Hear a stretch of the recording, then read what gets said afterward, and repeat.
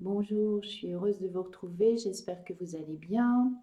Donc aujourd'hui, je vous propose une petite réflexion sur un principe qu'on utilise beaucoup, qui s'appelle la loyauté à soi-même, et on va s'interroger sur la pertinence de ce principe. Donc je vous souhaite la bienvenue pour ceux qui ne me connaissent pas sur la chaîne de Kate Verhept. Je vous ai préparé une série de vidéos justement sur ces principes qu'on utilise et qui peuvent nous piéger plus que nous aider dans notre évolution. Pendant plusieurs vidéos, on va se poser des questions, on va réfléchir à si c'est vraiment pertinent ou piégeant de fonctionner à partir de ces principes. Donc, si vous avez envie d'avoir la totalité des vidéos, je vous invite à vous abonner.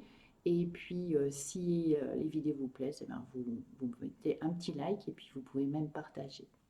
Voilà, donc aujourd'hui, on va parler de la fidélité à soi-même. Donc, en fait, je vous propose de réfléchir avec moi sur ce concept pour que vous puissiez vous rendre compte à quel point c'est non pertinent et c'est piégeant de partir de ça. Alors déjà, qu'est-ce que ça veut dire la fidélité à soi-même? Quand on dit ça, c'est que en fait, on part du principe qu'on a une personnalité bien identifiée et que on veut rester cohérent avec soi-même et qu'on veut agir, penser, se comporter, avoir des relations en fonction de cette personnalité. Sauf qu'en fait, cette personnalité, on ne sait pas ce que c'est. Être fidèle à soi-même, c'est quoi le soi-même? C'est-à-dire qu'on sait bien que quand on réfléchit, quand on travaille sur soi, quand on va en thérapie, quand on réfléchit à ses modes de fonctionnement, à ses souffrances, etc., on se rend bien compte qu'on ne se connaît pas. Voilà. Il y a des aspects de nous qu'on connaît bien, mais il y a aussi des aspects qu'on découvre. On se rend compte qu'on a des motivations inconscientes, qu'on fonctionne à partir de conditionnements dont on ignore en fait l'existence. Donc quand on dit je veux être fidèle à moi-même, à quel moi-même on veut être fidèle, quoi, puisqu'on ne sait pas bien qui on est. Donc en fait, qu'est-ce qui se passe quand on dit ça? C'est qu'on cherche à être fidèle à une représentation de soi. C'est-à-dire qu'on s'est donné des repères, je suis comme ça, j'ai telle valeur, voilà. Et je veux fonctionner à partir de ça. Mais finalement, qu'est-ce que c'est cette représentation de soi? C'est une représentation qui nous rend aimable à nos yeux, en tout cas acceptable, ou qui veut nous rendre acceptables aux yeux des autres, mais qui n'est pas la réalité de la totalité de qui on est. Donc, être fidèle à quelque chose qui est une représentation construite de soi ou qui est une représentation tronquée, ben, ça n'a pas vraiment de sens, quoi, parce qu'on ne peut pas être fidèle à quelque chose qui a été défini. Enfin, c'est contradictoire. Je veux être fidèle à moi-même, c'est-à-dire je veux être fidèle à qui je suis en profondeur, et en même temps, finalement, je suis fidèle à une représentation de moi, puisque je ne sais pas qui je suis en profondeur. Donc il y a déjà ce principe-là, enfin, cet aspect-là qui remet en question le principe d'être fidèle à soi-même, parce que c'est pas, on ne sait pas en fait à quoi on est fidèle. Deuxièmement, être fidèle à soi-même, ça veut dire qu'on fige les choses. On va choisir de se comporter en fonction de quelque chose qu'on a figé. Alors, je vais prendre un exemple absurde, mais pour que vous compreniez bien, c'est imaginer qu'à 5 ans, vous ayez décidé d'être fidèle à vous-même. Vous voyez le piège, quoi. C'est-à-dire que ça veut dire que vous restez un éternel enfant, vous vivez toujours dans la dépendance de maman, vous n'allez pas à l'école, vous n'apprenez ni à lire ni à écrire, vous jouez toujours, avec les jeux des enfants de 5 ans, vous faites des copains et des copines qui ont votre âge, vous n'allez jamais travailler, vous ne construisez pas de famille parce que ce n'est pas dans les repères d'un enfant de 5 ans. Idem à l'adolescence. Si vous avez décidé à l'adolescence d'être fidèle à vous-même, ça va être quoi votre vie, quoi? C'est vous restez vraiment avec des potes, devant la télé avec des jeux vidéo, et puis à dépendre de papa et maman. Donc vous voyez bien que c'est très compliqué d'être fidèle à soi-même. À quel moment on décide d'être fidèle à soi-même? Euh, Supposons que vous êtes, même vous ayez décidé d'être fidèle à vous-même à l'âge adulte. Je ne sais pas, à 30 ans, mais à 30 ans, vous êtes, je ne sais pas, vous êtes encore célibataire, vous avez des représentations sur ce qu'est c'est le couple, et vous allez décider d'être fidèle à cette représentation que vous avez du couple. Et c'est comme tout le monde, hein, on pense que l'amour, le couple, la relation, c'est comme ça. Et quand on est confronté, on se rend bien compte que c'est plus complexe que ça et que ça nous amène à prendre des positions, à voir comment on fonctionne nous, à définir plus nos besoins, plus nos désirs, à faire émerger des blessures. Donc, dans le travail, c'est pareil. On peut avoir envie à une période de notre vie d'avoir un type de travail, et puis au bout de quelques années, ça nous ennuie parce qu'on a évolué, parce que on a envie d'autre chose, on a envie de changer de travail, on a envie d'avoir d'autres tâches dans notre travail, on a envie de changer d'entreprise. Donc, être fidèle à quoi? À qui? À quel moment? La personne que vous étiez hier, si vous êtes fidèle à cette personne d'hier, aujourd'hui, si vous vivez une expérience, je ne sais pas, vous rencontrez le grand amour, ou bien vous avez un accident, ou vous apprenez la maladie de quelqu'un qui vous est proche, ça va vous changer. Ça va vous changer le regard sur vous. Donc, être fidèle à quoi? Voilà, c'est vouloir être fidèle à soi à un moment donné, c'est aussi entériner vos motivations inconscientes, vos schémas répétitifs, vos conditionnements. Donc ça veut dire que ça vous condamne dans votre vie à tout le temps reproduire les mêmes choses. Alors quand c'est des choses sympas, ok, mais la plupart du temps, on a tendance à reproduire des choses pas sympas. Donc ça veut dire que vous allez vous figer dans quelqu'un qui passe son temps à reproduire des schémas euh, de souffrance. Ça n'a aucun intérêt, ça n'a pas de sens. Et spirituellement, en fait, ce qui se passe, c'est que c'est la personnalité. La personnalité, euh, pour lutter contre la peur, pour lutter contre l'angoisse, l'angoisse de la souffrance, l'angoisse de la mort, elle a besoin en fait de se créer une identité. Elle a besoin de se sentir cohérente. Elle a besoin de se sentir euh, perpétuelle, j'ai envie de dire. C'est-à-dire de quelque chose de continu. Elle a besoin de cette chronologie. Elle a besoin de pouvoir se définir, de savoir j'ai telle et telle qualité, j'ai tel et tel défaut.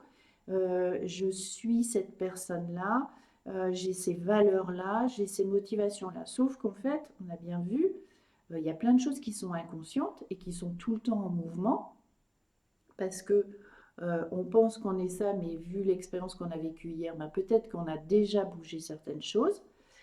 On s'est rajouté une blessure, ou bien au contraire, on a nettoyé quelque chose.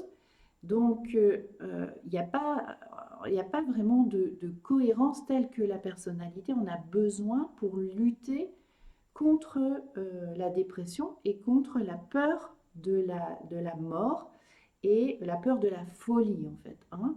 La personnalité veut garder sa cohérence parce que pour elle, perdre sa cohérence, c'est devenir fou.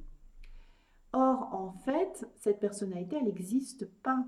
C'est une croyance, une représentation mentale parfaitement construite, une projection de justement un ensemble de choses chronologiques, d'événements qu'on essaie de faire tenir ensemble pour donner une identité. Mais la personnalité, c'est un support.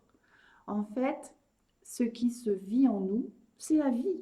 Alors on peut l'appeler Dieu, la source, l'univers, la conscience, tout ce qu'on veut, mais c'est ça qui se vit en nous et avec le support du corps, du mental, de la personnalité qui est très émotionnelle et puis l'âme, le soi supérieur. Mais en fait, l'âme et le soi supérieur qui sont au service de cette vie qui passe en nous, eux, ce qu'ils veulent, c'est faire des expériences.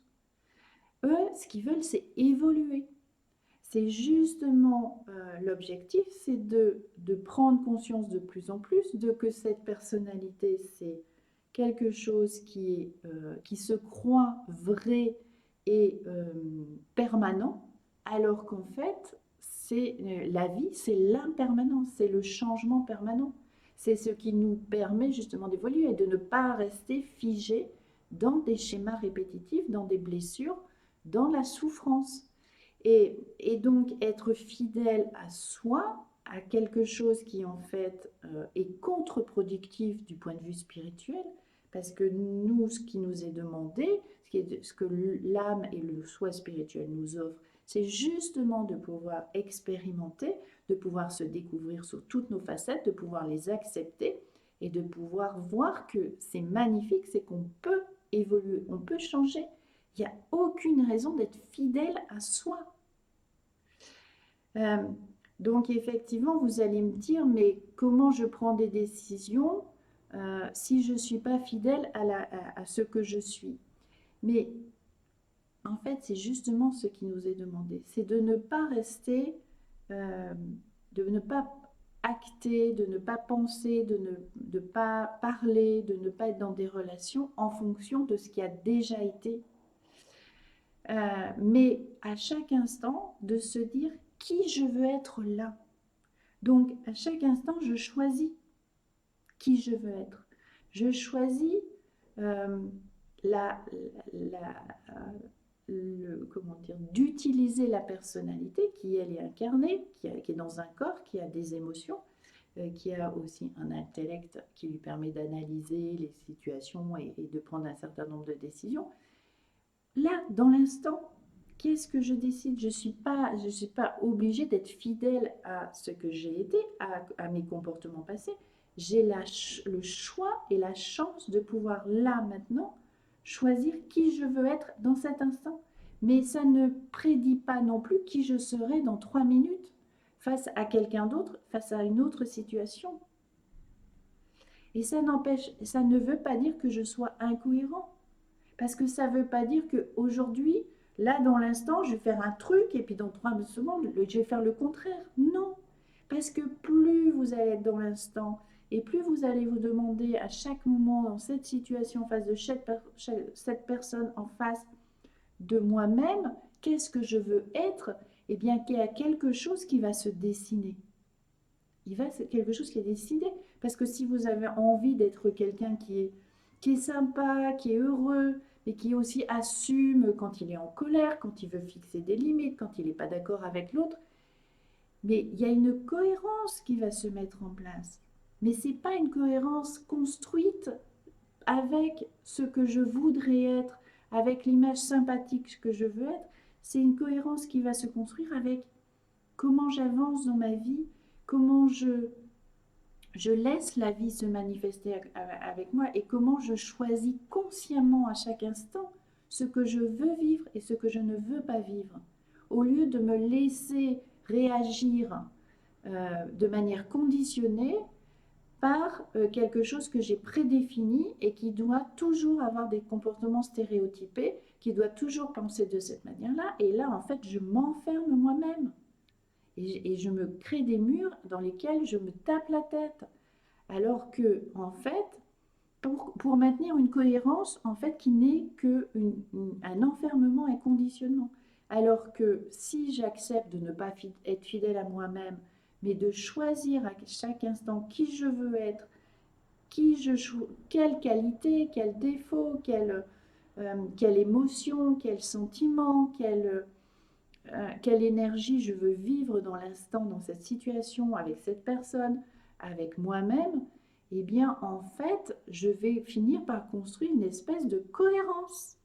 Mais c'est une cohérence alignée, parfaitement alignée, et pas une cohérence construite, enfermante. Là, c'est une cohérence qui va se construire autour de ce que je veux vraiment, ce que je veux vraiment vivre au fond de moi.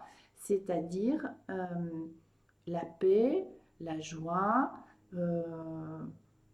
Enfin, vous pouvez choisir, hein, vous avez peut-être envie, vous, de vivre l'enthousiasme, l'amour, l'abondance, la santé. Qu'est-ce que je veux vivre? Qu'est-ce que je veux vivre? Et je le choisis à chaque instant et je choisis mes comportements, mes paroles, mes actes en fonction de ça et pas en fonction de un personnage. Voilà. Donc, c'était ce que je voulais vous partager aujourd'hui autour de la loyauté à soi-même.